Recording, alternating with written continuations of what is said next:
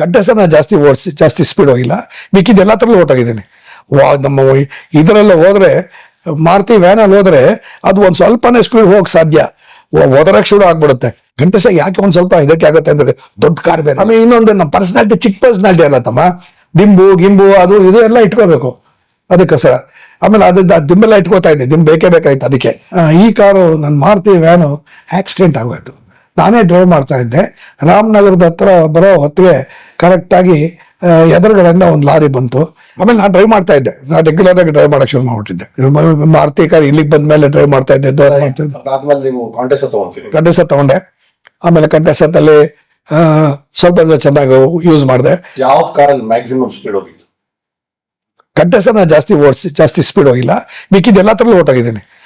ನಮ್ಮ ಇದರಲ್ಲ ಹೋದ್ರೆ ಮಾರುತಿ ವ್ಯಾನಲ್ಲಿ ಹೋದ್ರೆ ಅದು ಒಂದು ಸ್ವಲ್ಪನೇ ಸ್ಪೀಡ್ ಹೋಗಕ್ಕೆ ಸಾಧ್ಯ, ಓದರಕ್ಕೆ ಶುರು ಆಗ್ಬಿಡುತ್ತೆ. ಆಗ ವಾಬ್ಲಿಂಗ್ ಶುರು ಆಗ್ಬಿಡ್ತು ಅಂತ ಹೇಳಿದ ತಕ್ಷಣನೇ ನಮ್ಮ ಮನೆಯವರೆಲ್ಲ ಗಲಾಟೆ ಮಾಡಿಸೋರು, ಬೇಡ ತುಂಬಾ ಸ್ಪೀಡ್ ಹೋಗ್ತಾ ಇದ್ದಾರೆ, ಒದರ್ತಾ ಇದೆ, ಬೇಡಿ ಅಂತ ಹೇಳ್ಬಿಟ್ಟು ನಿಲ್ಲಿಸ್ಬಿಡೋರು. ನಾನು ಮಾಮೂಲಿಯಾಗಿ 60, 70, 80 ಬಂದ್ಬಿಡವೆ. ಸೊ ಒಂಥರ ಡ್ರೈವಿಂಗಲ್ಲೇ ನಾನು ಚೆನ್ನಾಗಿ ಎಂಜಾಯ್ ಮಾಡಿದ್ದೀನಿ. ಇದಕ್ಕೆ ಹೋಗಿದ್ದೀನಿ, ಮೂಡುಬಿದಿರೆಗೆ ಹೋಗಿದ್ದೀನಿ, ಮಂಗ್ಳೂರ್ಗೆ ಹೋಗಿದ್ದೀನಿ, ಆಮೇಲೆ ಚೆನ್ನೈಗೆ ಹೋಗಿದ್ದೀನಿ, ಎಲ್ಲ ಕಡೆಗೂ ಹೋಗಿದ್ದೀನಿ ನಾನೇ ಡ್ರೈವ್ ಮಾಡಿಕೊಂಡು. ಅಲ್ಲ, ಮ್ಯಾಕ್ಸಿಮಮ್ ಸ್ಪೀಡ್ ಹೋಗಿದೆ ಯಾವ ಕಾರ್? ಎಲ್ಲ ಕಾರ್ ಹೋಗಿದ್ದೀನಿ ಎಕ್ಸೆಪ್ಟ್ ಇದು ಮಾರುತಿ ವ್ಯಾನ್. ಅಲ್ಲ, ಇದು ಕಂಟೆಸ್ಟ್ ಯಾಕೆ ಒಂದು ಸ್ವಲ್ಪ ಇದಕ್ಕೆ ಆಗುತ್ತೆ ಅಂದ್ರೆ ದೊಡ್ಡ ಕಾರ್ ಬೇರೆ, ದೊಡ್ಡ ಕಾರ್ ಅದು ಸ್ವಲ್ಪ. ಆಮೇಲೆ ಇನ್ನೊಂದು ನಮ್ಮ ಪರ್ಸನಾಲಿಟಿ ಚಿಕ್ಕ ಪರ್ಸನಾಲಿಟಿ ಅಲ್ಲ ತಮ್ಮ, ದಿಂಬು ಅದು ಇದು ಎಲ್ಲ ಇಟ್ಕೋಬೇಕು ಅದಕ್ಕೋಸ್ಕರ. ಆಮೇಲೆ ದಿಂಬೆಲ್ಲ ಇಟ್ಕೋತಾ ಇದ್ದೆ, ದಿಂಬು ಬೇಕೇ ಬೇಕಾಯ್ತು ಅದಕ್ಕೆ, ಬೇರೆ ಕಾರ್ಗೆಲ್ಲ ಇರ್ಬೇಕಾಗಿಲ್ಲ. ಆಮೇಲೆ ಯೋಚನೆ ಮಾಡಿದೆ, ಅವಾಗ ಇದು ಮಾರುತಿನೂ ಇತ್ತು, ಇದೂ ಇತ್ತು. ಸೊ ಆಮೇಲೆ ಅಷ್ಟರಲ್ಲಿ ನಾನು ಪಿಕ್ಚರ್ಗಳೆಲ್ಲ ಮಾಡಿದಾಗ ನನ್ನ 6ನೇ ಪಿಕ್ಚರ್ 7ನೇ ಪಿಕ್ಚರ್ ಅಷ್ಟಾಗಿ ಚೆನ್ನಾಗಿ ಹೋಗಲಿಲ್ಲ ನಂದು ನಿರ್ಮಾಣದಲ್ಲಿ. ಸೊ ಯೋಚನೆ ಮಾಡಿದೆ, ಎರಡು ಕಾರ್ ಇಟ್ಕೊಂಡು ಮೇಂಟೈನ್ ಮಾಡೋದು ಕಷ್ಟ, ಬೇಡ ಅನ್ನೋ ಅಷ್ಟೊತ್ತೆ ಕರೆಕ್ಟಾಗಿದ್ದೇನೆ ಈ ಕಾರು ನನ್ನ ಮಾರುತಿ ವ್ಯಾನು ಆಕ್ಸಿಡೆಂಟ್ ಆಗೋಯ್ತು. ನಾನೇ ಡ್ರೈವ್ ಮಾಡ್ತಾ ಇದ್ದೆ, ರಾಮನಗರದ ಹತ್ರ ಬರೋ ಹೊತ್ತಿಗೆ ಕರೆಕ್ಟಾಗಿ ಎದುರುಗಡೆಯಿಂದ ಒಂದು ಲಾರಿ ಬಂತು. ಆ ಲಾರಿ ಅವನು ನೇರ ಬರ್ತಾ ಇದ್ದಾನು, ಸ್ಪೀಡ್ ಜಾಸ್ತಿ ಮಾಡ್ತಾ ಇದ್ದ. ಆಮೇಲೆ ನಾನು ನೋಡ್ತಾ ಇದ್ದೆ, ಅದೇನಾಗುತ್ತೆ ಅಂದ್ರೆ ಈ ಕಡೆನೂ ಪಿಲ್ಲರು ಆ ಕಡೆನೂ ಪಿಲ್ಲರ್ ಇತ್ತು, 2 ಪಿಲ್ಲರ್ ಹಿಂಗಿತ್ತು. ಆ ಕಾರ್ ಹಿಂಗೆ ಬರ್ತಾ ಇದ್ದಾಗ ನಾನು ಮ್ಯಾಕ್ಸಿಮಮ್ ಅಡ್ಜಸ್ಟ್ ಮಾಡ್ಕೊಂಡಿದ್ದೇನೆ, ಹೋಗ್ತಾ ಇದ್ದೆ. ಅವನು ಬಂದಿದ್ದಾನೆ, ಅವನು ನೇರ ಬಂದಿದ್ದ ನನಗೆ ಡಿಕ್ಕಿ ಹೊಡೆದ. ಅವ್ನು ಡಿಕ್ಕಿ ಹೊಡೆದು ಬಿಡ್ತಾನೆ ಅಂತ ಮ್ಯಾಕ್ಸಿಮಮ್ ಈ ಕಡೆ ಹೋದ್ರೆ ಇಲ್ಲಿ ಕಂಬಗಳಿದೆ, ಇದಕ್ಕೆ ನಾನು ಡಿಕ್ಕಿ ಹೊಡಿಬೇಕಾಗತ್ತೆ. ಸೊ ಆದಷ್ಟು ಅವಾಯ್ಡ್ ಮಾಡಿಕೊಂಡು ನಾನೇನೆ ಸ್ಟೇರಿಂಗ್ನ ಇನ್ನೇನು ಡಿಕ್ಕಿ ಹೊಡಿಬೇಕು ಅಂದಾಗ ಮ್ಯಾಕ್ಸಿಮಮ್ ಅಡ್ಜಸ್ಟ್ ಮಾಡಿಕೊಂಡು ಅವಾಯ್ಡ್ ಮಾಡೋ ಲೆವೆಲ್ ಅವ್ರಿಗೆ ಸ್ಟೇರಿಂಗ್ನ ಬುಡದಲ್ಲಿ ಹಿಂಗೆ ಇಟ್ಕೊಂಡು ಮಾತ್ರ ಕೈಲಿ ಇಟ್ಕೊಂಡು ಕೈ ಹಾಕಿ ಬಿದ್ದುಬಿಡುತ್ತಲ್ಲ, ಸ್ಟೇರಿಂಗ್ ಇಲ್ಲಿ ಇಟ್ಕೊಂಡು ಹಿಂಗೆ ಬಗ್ಗೆ ಸ್ಟೇರಿಂಗಲ್ಲಿ ಗಾಜಲ್ಲಿ ಆ ವ್ಯಾನ್ ನೋಡ್ತಾ ಇದ್ದೆ ಅದನ್ನ ನೋಡ್ತಿದ್ದು ಕರೆಕ್ಟಾಗಿ ಹತ್ತಿರನೇ ಬಂದ್ಬಿಡ್ತು ವ್ಯಾನ್, ಇದು ಲಾರಿ ಹತ್ತಿರ ಬಂದ್ಬಿಡ್ತಿದೆಯಲ್ಲ ಅಂದಿದ್ದೇನೆ. ಒಂದು ಸ್ವಲ್ಪ ಏನು ಮಾಡಿದೆ, ಒಂದು ಚೂರು ಬ್ಯಾಲೆನ್ಸ್ನ ಈ ಕಡೆ ಹೋದ್ರೆ ಪಿಲ್ಲರ್ ಕೂಡ ಗೊತ್ತಲ್ಲ, ಸ್ವಲ್ಪ ಹಿಂಗೆ ಅಡ್ಜಸ್ಟ್ ಮಾಡ್ಕೊಂಡೆ. ಈ ಎಡ್ಜ್ ಬಂದಿದ್ದೇನೆ, ಲಾರಿ ಬಂದು ಎಡ್ಜ್ ಹೊಡೆದ್ಬಿಡ್ತು. ಹೊರಟ ತಕ್ಷಣನೇ ನಮ್ಮ ವ್ಯಾನ್ ಇದೆಯಲ್ಲ, ವ್ಯಾನ್ ಅಲ್ಲೇನೆ 3 ರೌಂಡ್ ತಿರುಗ್ಬಿಡ್ತೀವಿ. 3 ರೌಂಡ್ ತಿರುಗ್ಬಿಡ್ತು. ನನ್ನ ಸೀಟು ಹೀಗಿದ್ದ ಸೀಟ್ ಹೀಗಾಗೋಯ್ತು, ತಿರುಗ್ಬಿಡ್ತೀವಿ. ನಾನು ಹೀಗೆ ಕೂತಿದ್ದವನು ಹೀಗೆ ಹೊರಟಾಯ್ತು ನಂದು ಬಾಡಿ. ನಮ್ಮ ಅತ್ತೆ, ಅವರು, ಇವರು, ನನ್ನ ಮಗಳು ಎಲ್ಲರೂ ಇದ್ರು.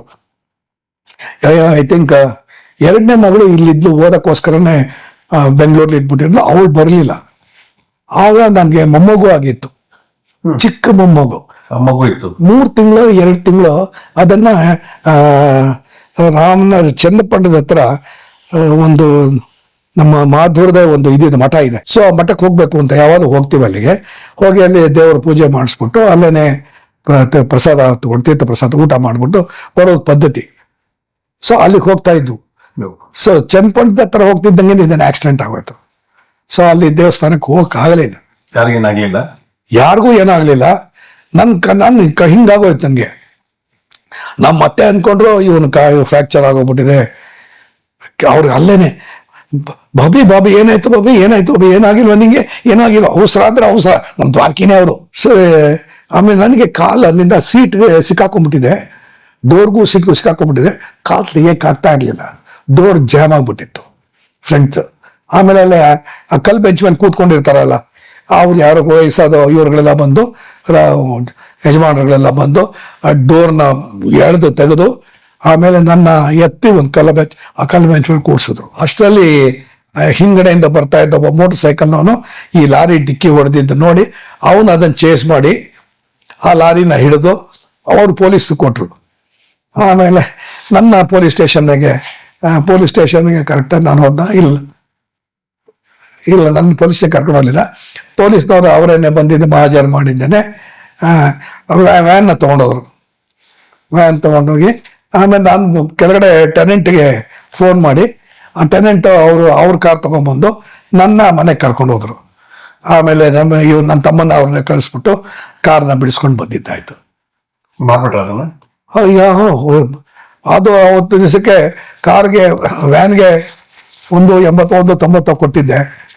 ಮಾರಿದಾಗ 90,000 ಏನೋ ಬಂತು ಅಷ್ಟೇ, ಬಿಟ್ಬಿಟ್ಟ. ಆಮೇಲೆ ಐ ಥಿಂಕ್ ಇದನ್ನು ಕೊಟ್ಬಿಟ್ಟೆ, ಕಂಠಸಾನ ಕೂಡ ಇದೆಲ್ಲ ಬೇಕಾಗಲ್ಲ, ಇಷ್ಟು ದೊಡ್ಡ ಕಾರ್ ಯಾತಕ್ಕೆ ಬೇಕು ಅಂದ್ಬಿಟ್ಟು ಪುನಃ I think I took 1 more Maruti ಮಾಡಿ ಆಮೇಲೆ ಆ ಕಂಠಸಾನ ನಮ್ಮ ಇವರು ಮತ್ತೆ ಎಡ್ತಕ್ಕೆ ಹೋಗಿಲ್ಲ ತೆಗೆದ್ರಲ್ಲ ಶಂಕರ್, ಅವ್ರು ಬೇಕು ಅಂತ ಕೇಳಿದ್ರು, ಕೊಡಿ ಅಂತ ಹೇಳಿದ್ರು, ಅವ್ರಿಗೆ ಮಾರ್ಬಿಟ್ಟೆ. ಎಷ್ಟಕ್ಕೆ? ಅದು ಎಷ್ಟಕ್ಕೆ ಅವೆಲ್ಲ 90 ಬರ್ತಾ ಇದೆ, ಅದಕ್ಕೆ ಕೇಳಿದೆ. ಹೆಚ್ಚು ಕಮ್ಮಿ ಅಷ್ಟೇ ಬಂದಿರ್ಬೇಕು ಅಂತ ಅನ್ಸುತ್ತೆ. ಯೂಸ್ ಮಾಡಿದ್ದೆ ನಾನು. ಆಮೇಲೆ ಏನಾದ್ರೂ ಸೆಕೆಂಡ್ ಹ್ಯಾಂಡ್, ಮೊದ್ಲಿದ್ದ ಡಿಮ್ಯಾಂಡ್ ಇರಲ್ವಲ್ಲ. ನಂಗೆ 90,000 ಕಿಲೋಮೀಟರ್ ಓಡಿ ಕೂಡ 90ಕ್ಕೆ ಬಂತು ಅಂದ್ರೆ ಅದೇನೇ ಎಲ್ಲ ಅಂತ ಒಂದು ಲಾಭ ಸಿಗುತ್ತೆ ಅಂತಿಲ್ಲ. ಆಮೇಲೆ ಡಿಪ್ರಿಸಿಯೇಷನ್ ಅದು ಇದೆಲ್ಲ ಇದು ಕೂಡ ಹೆಚ್ಚು ಕಮ್ಮಿ 1:30-1:20 ಸಿಕ್ಕಬೇಕು. ಒಂದೇನಾಯ್ತು ಅಂದ್ರೆ ನನ್ನ ಮಗಳನ್ನ ಇಂಜಿನಿಯರಿಂಗ್ ಓದಿಸ್ಬೇಕಾಗಿತ್ತು, ಇಂಜಿನಿಯರಿಂಗ್ ಸೀಟ್ ಸಿಕ್ಕಿತ್ತು. ಸೊ ಈ ದುಡ್ಡನ್ನ ತೆಗೆದಿದ್ದೀನಿ, ಇಂಜಿನಿಯರಿಂಗ್ ಹಾಕಿದ್ದೀನಿ. ನನ್ನ ಮಗಳಿಗೆ ಓದಿಗೆ ಕೊಟ್ಟಂಗಾಯ್ತು ಇದು. ಸೊ ಒಂದು ಸಂತೋಷ, ನನ್ನ ಮಗಳು ಓದಿಗೆ ಈ ಕಾರು ಹೋಯ್ತು ಅಂತ. ನೆಕ್ಸ್ಟ್ ಬೇರೆ ಯಾವ ಕಾರು? ಬೇರೆ ತಡೆ ಹೇಳ್ತೇನೆ, ಇದು ಇನ್ನೂ ಇದೆಯಲ್ಲ ಯಾವುದು ಯಾವುದು ಮರ್ತೋಯ್ತು ಸರ್, ಅದು ಹೋಯ್ತು. ಆಮೇಲೆ ಇನ್ನೊಂದು ಕಾರ್ ತಗೊಂಡೆ, ಈಗ ಸೆಲೆರಿಯಾ ಇದೆ. ನನ್ನ ಒಂದು 6-7 ಕಾರ್ ನೋಡಿದ್ದೀನಿ, ಎಲ್ಲ ಹೊಸ ಕಾರುಗಳೇ, ಯಾವುದೋ ಸೆಕೆಂಡ್ ಹ್ಯಾಂಡ್ ಇಲ್ಲ. ಈಗ ಡ್ರೈವಿಂಗ್ ನೀವೇ ಬಿಟ್ಬಿಟ್ಟೆ. ಯಾವಾಗ ಆಕ್ಸಿಡೆಂಟ್ ಆದ್ಮೇಲೆ ಸ್ವಲ್ಪ ದಿವಸ ಓಡಿಸ್ದೆ. ಯಾವ್ದು ರಾಮನಗರ ಆಕ್ಸಿಡೆಂಟ್ ಆದ್ಮೇಲೆ ಬೇಡ ಅಂತಾನೆ ಡಿಸೈಡ್ ಮಾಡಿದ್ದೆ. ಆಮೇಲೆ ನಮ್ಮ ಹೆಂಡತಿ ಅಣ್ಣ ಮಗ ಬಂದು ಅವ್ನು ಗೊತ್ತಾಯ್ತು ಆಕ್ಸಿಡೆಂಟ್ ಆಗಿದೆ ಅಂತ. ಅವನು ಎಷ್ಟು ಒಳ್ಳೆ ಹುಡುಗ ಅಂತ ಹೇಳಿದ್ರೆ, ಇವತ್ತು ಇದೆ ಮಧುಸ್ ಟೈರ್ಸ್ ಅಂದ್ಬಿಟ್ಟು ಬೆಂಗಳೂರಲ್ಲೆಲ್ಲ ಇದೆಯಲ್ಲ, ಅವನು ರವಿಯಿಂದ ಅವ್ನು ಗೊತ್ತಾಯ್ತು ಬಂದ. ಅವನು ಯಾವಾಗ ನಾನು ಆಸ್ಪತ್ರೆಗೆ ಇದಕ್ಕೆಲ್ಲ ಟ್ರೀಟ್ಮೆಂಟ್ಗೆ ಹೋಗ್ಬೇಕು ಅಂತ ಗೊತ್ತಾದ ತಕ್ಷಣ ಅವನೇನ್ ಮಾಡ್ದೆ, ಅವನ ಕಾರ್ನ ನನಗೆ ಕೊಟ್ಬಿಟ್ಟಿದ್ದೇನೆ, ನೀವು ಓಡಿಸ್ತಾ ಬಿಡ್ಬೇಡ, ಡ್ರೈವಿಂಗ್ ಬಿಟ್ಬಿಡ್ಬೇಡ, ಅದೊಂಥರ ಫಿಯರ್ ಬಂದ್ಬಿಡುತ್ತೆ, ನಿಧಾನಾಗೆ ಹೋಗು ತಗೋ ಇದನ್ನ. ಅವನ ಕಾರ್ನ ಬೀಗದ ಕೈ ನನಗೆ ಕೊಟ್ಬಿಟ್ಟು ಅವನು ಆಟೋ ಹೊಟ್ಟದ.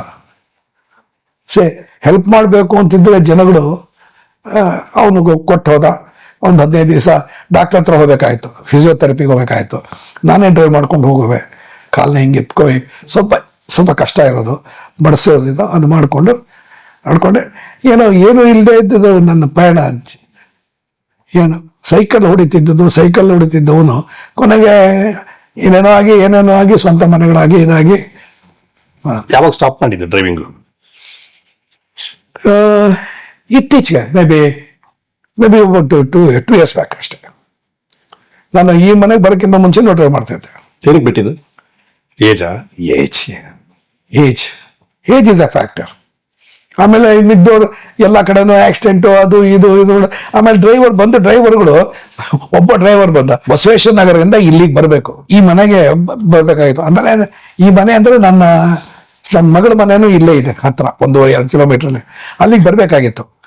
ಅಲ್ಲಿಗೆ ಮನೆ ಬಂದು ಹೊರಟು ಒಂದಿಂದ ಬಸವೇಶ್ವರ ನಗರದಿಂದ. ಆಮೇಲೆ ಇದಕ್ಕೆ ಬಂದು ಪಬ್ಲಿಕ್ ಟಿವಿ ಬ್ರಿಡ್ಜ್ ಇದೆಯಲ್ಲ, ಅಲ್ಲಿ ಬಂದ್ರೆ ಅವ್ನಿಗೆ ಬ್ಯಾಲೆನ್ಸ್ ಮಾಡಕ್ಕೆ ಬರ್ತಾ ಇಲ್ಲ, ಡುಗು ಅಂತ ನನಗೆ ಹೆದರಿಕೆ, ಎಲ್ಲಿ ಬಂದು ಹಿಂದೆ ಗುದಿಸ್ಬಿಡ್ತಾನಪ್ಪ ಅಂತ. ಆಮೇಲೆ ಮುಂದೆ ಹೋಯ್ತು. ಆಮೇಲೆ ಟರ್ನ್ ಮಾಡಿದ್ಮೇಲೆ ಈ ರಾಮಯ್ಯ ಆಸ್ಪತ್ರೆಗೆ ಹೋಗಿ ಟರ್ನಿಂಗ್ ಬರುತ್ತಲ್ಲ, ಅಲ್ಲೂ 3 ಜರ್ಕ್ ಹೊಡಿತು ಸರ್. ನಿಲ್ಸಪ್ಪ ನೀನು ಅಂದೆ, ನಿಲ್ಲಿಸ್ತಾ ಇಳಿ ಅಂದೆ. ಇಲ್ಲ ನೀನು ನನ್ನ ಪಕ್ಕಕ್ಕೆ ಈ ಡ್ರೈವರ್ ಸೀಟ್ ಕೂತ್ಕೋ, ನಾ ಡ್ರೈವ್ ಮಾಡ್ತೀನಿ ಅಂದ್ಬಿಟ್ಟು ನಾ ಕಾರ್ ಡ್ರೈವ್ ಮಾಡ್ಕೊಂಬಿಟ್ಟು ಕಾರ್ನ ಇಲ್ಲಿ ತಂದು ನೀವು ಹೋಗಪ್ಪ ಮನೆಗೆ ಅಂದ್ಬಿಟ್ಟು ಕಳಿಸ್ಬಿಟ್ಟೆ. ಆಮೇಲೆ ಮನೆ ಹತ್ರ ಬಂದು ನೀನು ಪೇಮೆಂಟ್ ಇಸ್ಕೊಂಡಿರೋದು ನಂಗೆ ಬೇಡ ಅಂತ ಹೇಳ್ಬಿಟ್ಟೆ. ಸೊ ಅವತ್ತಿನ ದಿವಸದಿಂದ ಅವನು ಡ್ರೈವರ್ ಬಿಡಿಸ್ದೆ, ನಾನೇ ಡ್ರೈವ್ ಮಾಡ್ತಾ ಇದ್ದೆ. ಆಮೇಲೆ ಯಾವಾಗ ನಮಗೂ ವಯಸ್ಸಾಗ್ತಾ ಇದೆ ಅಂದ ತಕ್ಷಣ ಮಕ್ಕಳೆಲ್ಲ ಗಲಾಟೆ ಮಾಡ್ತಾ ಇದ್ರು, ಬೇಡ ಪಾಪ ನೀನು ಡ್ರೈವ್ ಮಾಡಬೇಡ ಅಂತ. ನಾನು ಏನು ಆಕ್ಸಿಡೆಂಟ್ ಮಾಡಿಲ್ಲ, ಏನಿಲ್ಲ. ಸೊ ಬೇಡ ಪಾಪ ಯಾವ ಇಯರ್ ಬಿಟ್ಟಿದ್ದು? 2 years back. Maybe 2 years back, 2 or 3. ಈ ಮನೆಗೆ ಬರೋಕ್ಕೆ ಮುಂಚೆ. ಈ ಮನೆಗೆ ಬಂದು 3 years ಆಗತ್ತೆ ಈಗ.